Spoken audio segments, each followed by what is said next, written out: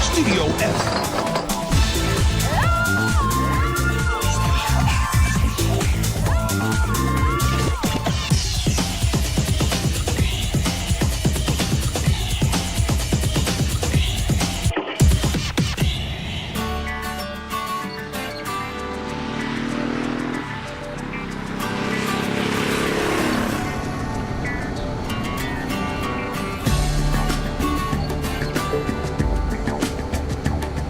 Weet je het nog? Van de vorige keer doet Appie Pel een filmpje voorombrengen mast naar het planetarium in Frientje. Appie bedarre in het planetarium uiteindelijk in de filmseel. En zegt daar krijgt hij het filmpje dat er voorombracht. De film over het libben van IJse IJzenga.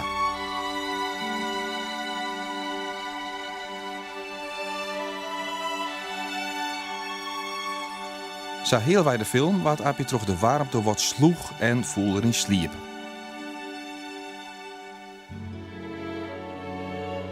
De film liet wat over de tijd van IJse IJzenga zien en dat er doe in de 18e eeuw meesten wienen die tochten dat de ieder vergeen zou. Gelukkig waren dat net. En nou het tweede pad van de film begint, slipt Appie Pel nog. Het is al gauw duidelijk dat de planeten net op elkaar botsen zullen en dat de aarde net vergeen zal. Want als de bewuste dag ontbreekt, blijft alles zoals het weer. In de holle van IJse IJzenga ontwikkelt Himlikwas een idee. Hij zal een model bouwen van het zinnenstelsel. Het zinnenstelsel bestaat dus uit een aantal planeten, wat mannen en zelfs de zinnen. Ze willen beziek je alles zichtbaar te maken en zien te litten hoe het werkt. Dan hoeft je niet meer bang te wezen voor de paniekverhalen over het vergeen van de aarde. IJse IJzenga, wolkjimmer en rekkener, tekenaar en machinebouwkundige, timmerman en oerwerkmakker. Zo'n jaar lang werkt het er aan het planetarium dat meer en meer ruimte inneemt in zijn eigen huis.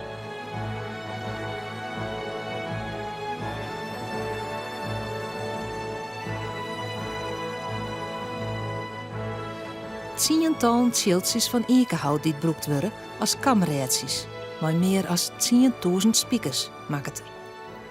De huid van IJse, die dek tegenhandig is, draait de schieven op een zelfsmakke draaibank en helpt zijn zoon bij de oorendingen extra volle mogelijk.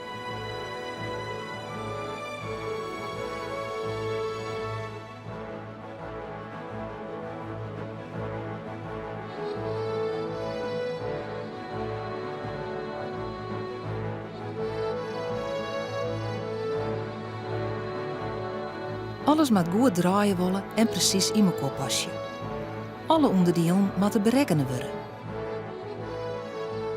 En er mag net één lietse rekkenfout in zitten. Zelfs nachts is IJse nog aan de gang om dingen uit te rekenen. Trouw aan een vers schema docht IJse zijn taken. Er is verder geen één die weet wat IJse alle keer opbouwt in zijn vriendschapshuis. En dat hoeft ik net, want IJse is een beskieden man en beslist net iemand die maar wat zwetst.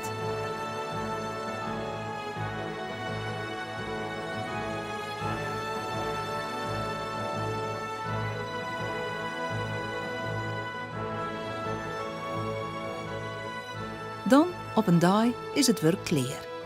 In zo'n jaar tijd zat IJse dat maar zijn vrouw opraad had. Onder Zouder is een prachtig zinnenstelsel te zien met alle bekende planeten die in haar eigen baan om de zinnen heen bewegen. Maar een snelheid die gelijk is aan de werkelijkheid. De schaal is 1 op 1000 miljard. Dan had er ook nog allerhande klokken maken die het wat vertellen over de zinnen, de mannen en de sterren.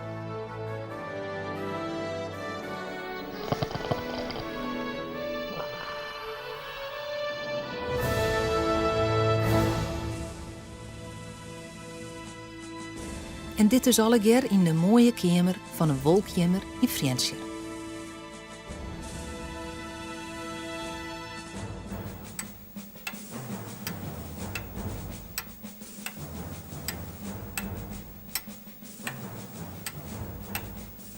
Het slingeroerwerk dat alles oandruwt is aangebracht tussen de balken en de zouder.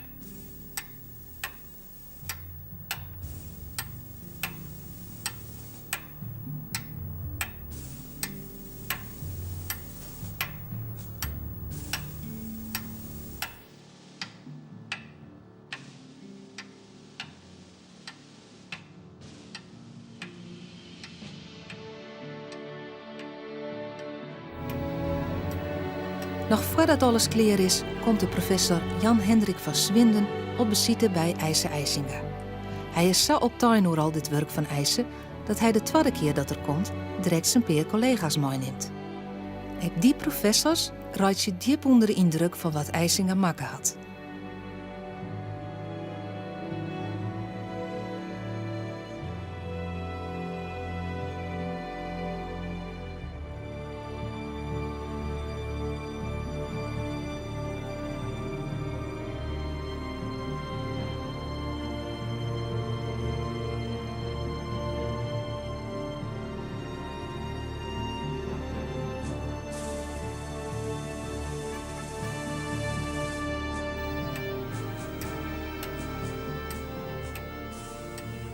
Professor van Swinden wilde er allemaal meer van weten en hield dit meer verneuverd hem over het knappen van dit planetarium. Hij schreeuwt erover: ik zocht hield dit nieuwe dingen, dat ik van dacht dat ze er net wien. Maar ik ontdek alweer nieuwe mooiigheden. Zelfs bij mijn trede besite weet ik dat ik nog net alles jongen ha.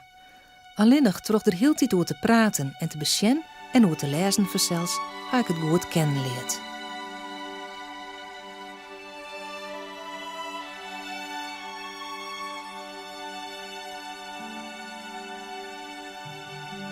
Als de professor een boek schreeuwt over wat IJsse IJsinga maken had, wordt het bekend bij alle geleerde mensen.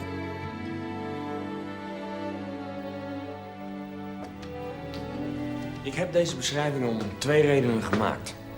In de eerste plaats omdat ik vind dat IJsinga op grond van zijn kennis op het gebied van werktuigkunde verdient om overal bekend te worden. De Engelsen roemen hun Harrison.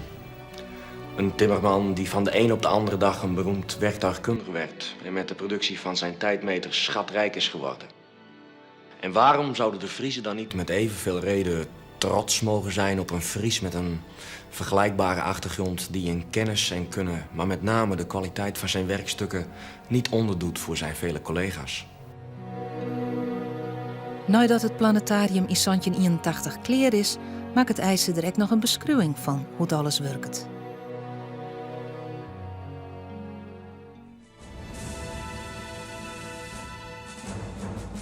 De brekken oren tijden aan.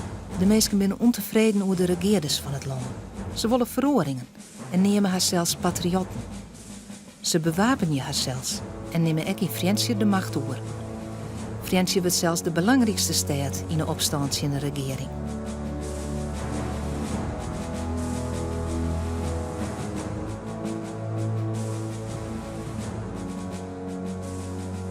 IJsse IJsinga zit in het gemeentebestuur en of er nou wol of net, hij mat ek meidwan om deze opstand in de regering.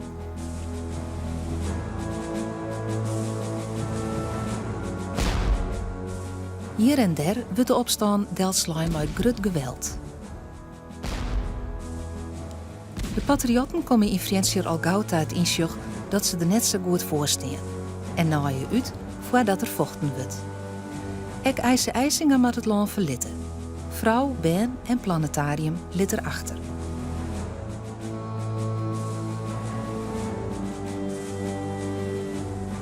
Hij gaat rinde naar het plakje Gronau, vlak over de grens bij Duitsland.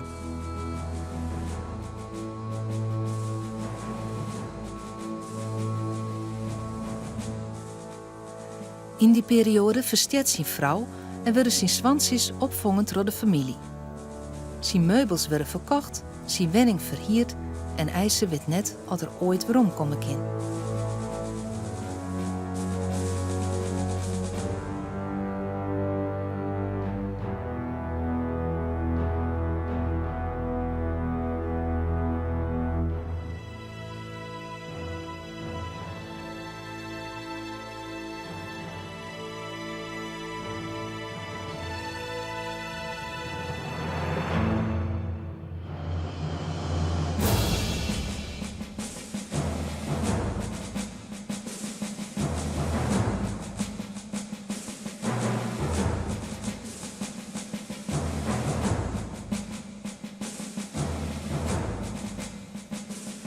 Na een paar jaar in het Duitse Gronau-Westerhaven gaat er weer om naar Greenslaan. Hij komt in Visvliet. Daar wordt er oppakt en naar Friesland bracht. Hij komt van de rechter en die veroordeelt hem tot 4 jaar verbanning uit Friesland.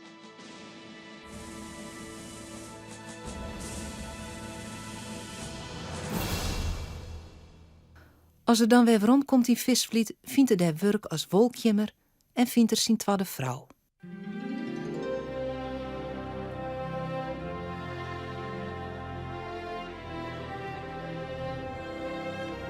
Na een aantal jaren komt IJzer met zijn tweede vrouw Treintje weerom in Friesland. Waarom op het plak dat er ooit wennen had.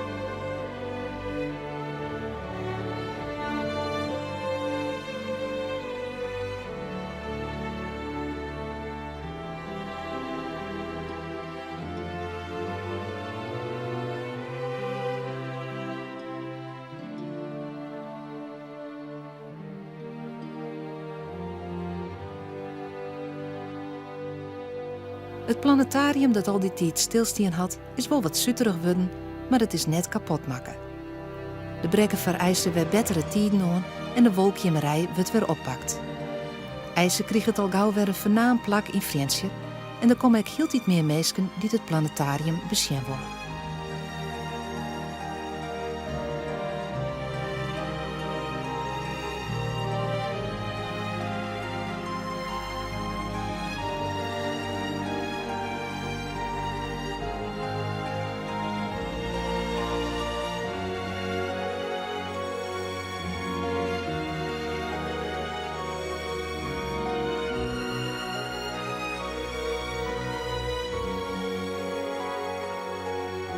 Dan op 30 juni 1818 komen er hege gasten.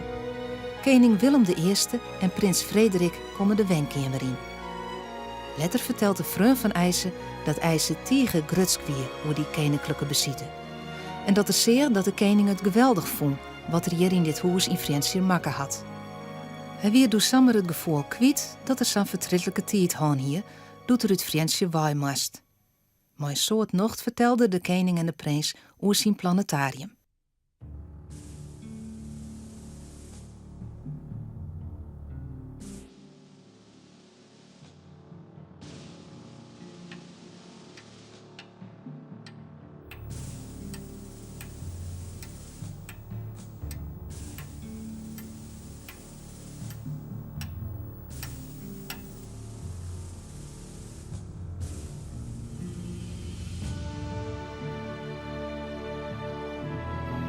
In het gastenboek van IJsinga zetten de hege gasten haar namen.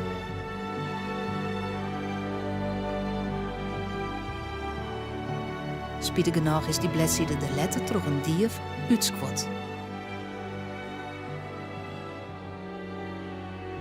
Op 28 december 1824 werd het planetarium terug het Rijk aangekocht.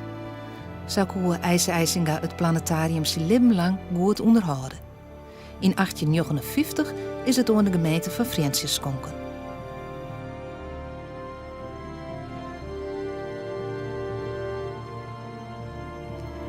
IJsinga is dan al lang staan. Hij is dan al meer dan 30 jaar waai. In 1828 werd hij begraven op het kerkhof van zijn geboorteplek Dronriep.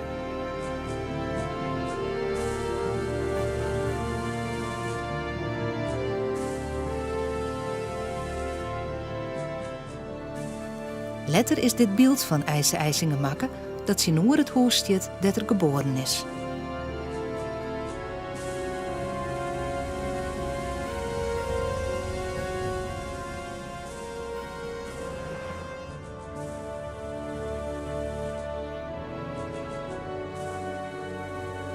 Nog altijd komen er alle jaren tienduizenden mensen naar het planetarium toe om te bezien wat IJse IJsinga maken had. Ze kennen er haast net bij dat in je zo lang verlien dit alles zo mooi en zo secuur maatje kon. Stel je voor dat zoals we nu hier bij elkaar zitten, meer dan 230 jaar geleden hier IJse IJsinga zat. IJsinga met vrouw en kinderen. Het was niet alleen de woonkamer, er werd ook geslapen. In de bedstee achter me. Daar sliep IJsinga met zijn vrouw. En er werd zelfs gekookt. En het ziet er allemaal nog net zo uit als eind 1700. Maar wat deze ruimte natuurlijk heel speciaal maakt, dat is dat prachtige plafond boven ons hoofd. Een schitterend model van het zonnestelsel, wat helemaal door IJse IJsinga is bedacht en ook helemaal zelf door hem is gemaakt. En dat was heel bijzonder, want hij was geen sterrenkundige, hij was wolkammer. En door boeken te lezen en berekeningen te maken, heeft IJsinga zichzelf alles aangeleerd. Want toen hij nog maar 15 was, schreef hij al een eigen wiskundeboek van meer dan 650 pagina's. IJse IJsinga zou het geweldig vinden als de schenk oor dat jonge meisje van nou ik nog maar iepe moele harkje naar zijn verhaal over de sterren en planeten. En in werkelijkheid draait Mercurius onderzoek. Ik nou nog ben er bij die liekevolle witte wollen van de sterrenhemel als lang verlien dat jonkje Udron riep.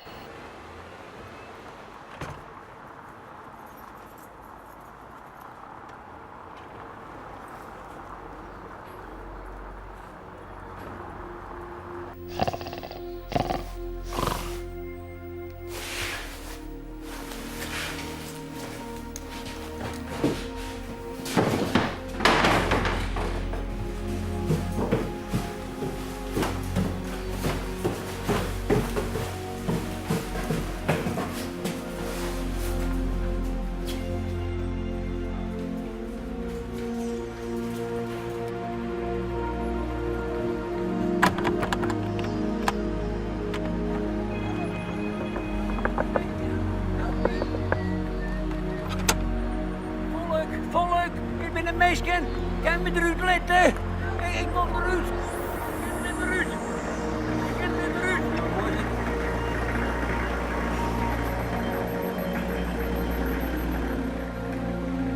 Ik zit opsluiten. Ik wil eruit.